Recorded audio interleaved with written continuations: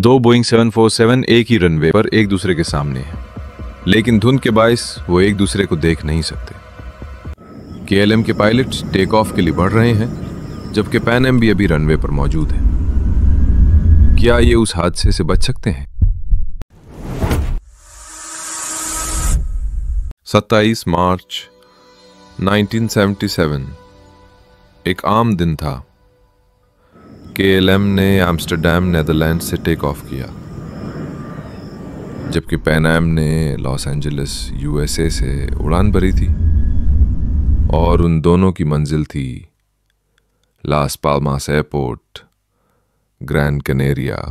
लेकिन उस दिन वहाँ कुछ बम धमाकों की वजह से यह एयरपोर्ट बंद कर दिया गया और कई परवाज़ों को लॉस रोदियोस एयरपोर्ट की तरफ मोड़ दिया गया, जिनमें केएलएम और पैन एम भी शामिल थे। लॉस रोदियोस, जो आज टेनेरीफ के नाम से जाना जाता है, एक छोटा एयरपोर्ट था जिसमें एक रनवे, एक टैक्सीवे और पार्किंग भी मौजूद थी।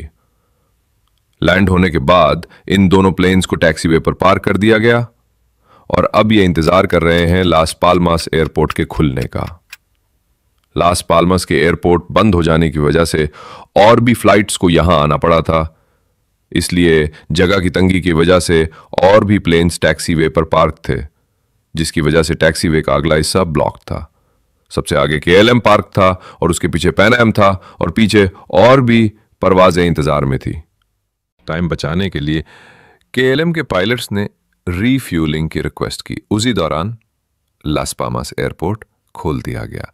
पैन एम ने टेक ऑफ की इजाज़त मांगी तो एटीसी ने उन्हें बताया कि अभी केएलएम ने रीफ्यूलिंग की रिक्वेस्ट की है, इसलिए जब तक रीफ्यूलिंग कंप्लीट नहीं हो जाती उन्हें इंतज़ार करना पड़ेगा, क्योंकि केएलएम सबसे आगे पार्क था और टैक्सीवे भी ब्लॉक था। पैन एम के पायलट्स, जो लास पाल्मास एयरपोर्ट बंद होने की वजह से पहले ही परेशान थे, केएलएम की रीफ्यूलिंग ने उन्हें मजीद परेशानी में डाल दिया। टेनेरिफ का ये एयरपोर्ट एक आइलैंड पे वाक़ है जो अपने बदलते मौसम के लिए जाना जाता है, और केएलएम की रीफ्यूलिंग के दौरान यहाँ का मौसम बदलने लगा और धुंध की वजह से विजिबिलिटी काफ़ी हद तक गिर गई। केएलएम की रीफ्यूलिंग ख़त्म हुई और अब केएलएम और पैन एम दोनों टेक ऑफ कर सकते थे। एयर ट्रैफिक कंट्रोलर भी यही चाहते थे कि दोनों प्लेन्स जल्द से जल्द रवाना हों। केएलएम में 235 पैसेंजर्स और 14 क्रू मेंबर शामिल थे और उसके कैप्टन थे जाकब वेल्डाइजन, जिनकी उम्र 50 साल थी और उन्हें 11,700 घंटों का तजुर्बा था। फर्स्ट ऑफिसर क्लास मर्स, जिनकी उम्र थी 42 साल और उन्हें 9,200 घंटों का फ्लाइंग एक्सपीरियंस था।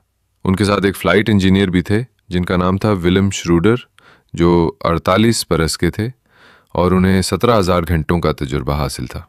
कुल मिला के ये काफ़ी एक्सपीरियंस्ड क्रू था। और पैन एम में कुल 396 लोग सवार थे, जिनमें से 16 क्रू मेंबर्स भी थे। इसकी कमान कैप्टन विक्टर ग्रब्स के हाथों में थी, जो 56 बरस के थे और 21,043 घंटों का तजुर्बा रखते थे। इनके साथ फर्स्ट ऑफिसर रॉबर्ट ब्रैग थे, जिनकी उम्र थी 39 साल और तजुर्बा उन्हें 10,800 घंटों का था। जगह तंग होने की वजह से एटीसी ने केएलएम को रनवे के एक एंड से दूसरे एंड पर जाने को कहा और 180 डिग्री का टर्न लेकर टेक ऑफ के लिए अलाइन होने की हिदायत दी, और साथ ही उन्होंने पैन एम को ये इंस्ट्रक्शंस दी कि वो केएलएम के पीछे ही इसी रनवे पर टैक्सी करते हुए जाएं और फिर थर्ड लेफ्ट से मुड़कर टैक्सीवे पर आ जाएं और केएलएम के पीछे जाकर खड़े हो जाएं। दोनों ने इंस्ट्रक्शंस फॉलो करते हुए बढ़ना शुरू कर दिया। केएलएम ने रनवे के एंड पर जाकर टेक ऑफ की इजाज़त मांगी तो एटीसी ने उन्हें टेक ऑफ के बाद गेन करने वाली एल्टीट्यूड के बारे में बताया और साथ ही कहा कि वो टेक ऑफ के लिए इंतज़ार करें। पैन एम के पायलट्स ये बातचीत सुन सकते थे और उन्होंने बताया कि वो अभी भी रनवे पर हैं, लेकिन जब वो मुड़ने लगे तो उन्होंने देखा कि सामने से केएलएम टेक ऑफ के लिए आ गया है।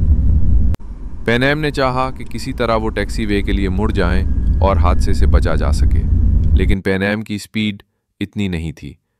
केएलएम के पायलट्स ने भी जब देखा कि पैन एम रनवे पर है तो उन्होंने चाहा कि टेक ऑफ कर लें, लेकिन प्लेन एक ऐसी रफ्तार तक पहुंच चुका था जहां से ना तो टेक ऑफ मुमकिन था और ना ही उसे रोका जा सकता था। केएलएम ने प्लेन की नोज को ऊपर उठाया, लेकिन टेल जमीन पर रगड़ने लगी और केएलएम जाकर पैन एम से टकरा और दोनों ही जहाज जबरदस्त आग की लपेट में आ गए और 583 लोग मारे गए। केएलएम में सवार तमाम 248 लोग मर गए और पैन एम में 396 में से 61 लोग बच सके, जिनमें पायलट्स भी शामिल थे, और कुल मिला के 583 लोग मारे गए। हादसे के कुछ देर बाद ही इन्वेस्टिगेशन टीम वहां पहुंच गई। इन्वेस्टिगेटर्स को पता लगाना होगा किस वजह से इतना बड़ा हादसा हो गया। इन्वेस्टिगेटर्स सबसे पहले ब्लैक बॉक्स रिकवर करना चाहते हैं। वो चाहते हैं कि कॉकपिट वॉइस रिकॉर्डर और फ्लाइट डाटा की मदद से मामले को सही से जांच सकें। इन्वेस्टिगेटर्स ब्लैक बॉक्स रिकवर करने में कामयाब हो जाते हैं और अब वो सीन को रिक्रिएट करके समझना चाहते हैं कि वहां क्या हुआ था। इन्वेस्टिगेटर्स ने परखा के एटीसी ने केएलएम को ऑर्डर किया था कि वो रनवे के एंड पे जाके टेक ऑफ के लिए वेट करें, और पैन एम को ये इंस्ट्रक्शंस दिए कि वो थर्ड लेफ्ट से मुड़ के केएलएम के पीछे जाएं। यहाँ तक तो सब ठीक था, लेकिन उसके बाद क्यों पैन एम के रनवे पे होते हुए केएलएम को ये लगा कि वो टेक ऑफ के लिए क्लियर है। हादसे की जगह से इन्वेस्टिगेटर्स के लिए एक नई चीज़ सामने आती है। उन्होंने देखा कि एटीसी ने पैन एम को थर्ड लेफ्ट से मुड़ने के लिए कहा था, लेकिन जिस जगह हादसा हुआ वो फोर्थ लेफ्ट यानी C4 तक आ चुके थे। जब उन्हें C3 से टर्न लेने का कहा गया तो वो क्यों C4 तक चले गए।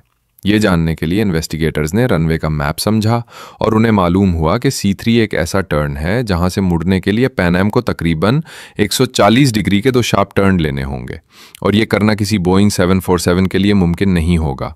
पैन एम के पायलट्स हरगिज ऐसा नहीं करेंगे, इसलिए पैन एम के पायलट्स ने C3 के बजाय C4 से मुड़ना चाहा। अब वो वॉइस रिकॉर्डर की मदद से जानना चाहते हैं कि कॉकपिट में क्या चल रहा था। उन्होंने पैन एम की रिकॉर्डिंग सुनी। केएलएम ने जब बताया कि वो टेक ऑफ के लिए रेडी हैं, तो एटीसी ने उन्हें कहा, okay, stand by for take off. Pan Am ने जब ये सुना तो उन्होंने बताया कि हम अभी भी रनवे पे हैं, जिस पे एटीसी ने कहा कि रनवे क्लियर करके उन्हें इन्फॉर्म करें। पैन एम ने जवाब दिया, हम रनवे क्लियर करके इन्फॉर्म कर देंगे। यहाँ तक भी सब ठीक है। उसके बाद क्या हुआ, ये जानने के लिए इन्वेस्टिगेटर्स को केएलएम के कॉकपिट के माहौल को रिक्रिएट करना होगा। केएलएम के वॉइस रिकॉर्डर से मालूम हुआ कि जब उन्होंने बताया कि वो टेक ऑफ के लिए रेडी हैं, तो एटीसी ने उन्हें कहा, okay, stand by for take off. और पैन एम ने भी उसी वक्त ही रेडियो मैसेज दिया कि हम अभी भी रनवे पे ही हैं। और ये दोनों मैसेजें एक ही वक्त में आने की वजह से केएलएम के रेडियो में एरर हुआ और उन्होंने सिर्फ एटीसी का ये मैसेज सुना, ओके। एटीसी का ये message stand by for take off, और पैन एम का मैसेज कि हम अभी भी रनवे पे हैं, ये वो नहीं सुन सका। लेकिन बात यहाँ ख़त्म नहीं होती। जब एटीसी ने पैन एम को कहा कि रनवे क्लियर करके उन्हें इन्फॉर्म करे, और पैन एम ने कहा कि हम क्लियर करके इन्फॉर्म कर देंगे, ये मैसेज केएलएम ने सुना था। और इतना ही नहीं, केएलएम के फ्लाइट इंजीनियर विलियम श्रूडर ने ये सुना तो उन्होंने कैप्टन को कहा, पैन एम ने अभी तक क्लियर नहीं किया। और कैप्टन ने ये बात इग्नोर करके बचने का आखिरी मौका भी गवा दिया और टेक ऑफ जारी रखा, और दोनों प्लेन्स आपस में टकरा गए। इस हादसे की कई वजूहात थीं, जैसे लास पाल्मास एयरपोर्ट का बंद हो जाना, केएलएम का रीफ्यूलिंग के लिए टैक्सीवे ब्लॉक करना, मौसम का अचानक तब्दील होना।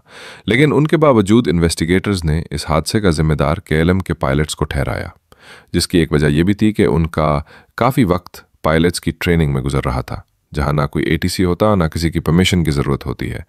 इस हादसे के बाद एविएशन में कुछ तब्दीलियां की गईं, जिनमें एक तब्दीली ये भी की गई कि जब तक एटीसी पायलट्स को टेक ऑफ की परमिशन नहीं दे रहे, एटीसी टेक ऑफ वर्ड का इस्तेमाल नहीं कर सकते। इसकी जगह डिपार्चर का वर्ड यूज़ किया जाए, ताकि आइंदा इस तरह के हादसे से बचा जा सके।